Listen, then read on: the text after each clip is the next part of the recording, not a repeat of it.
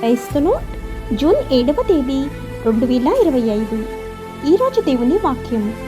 యెహోవానైన నేను మాట ఇచ్చి ఉన్నాను, నేనిచ్చు మాట ఇకను ఆలస్యము లేక జరుగును. యెహెజ్కేలు గ్రంథం 12వ అధ్యాయం 25వ వచనం.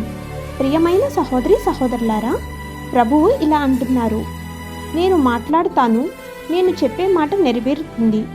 అది ఇక ఎక్కువ కాలం ఉండదు. ఇది దేవుని వాగ్దానాల నిశ్చయతను నొక్కి చెప్తుంది.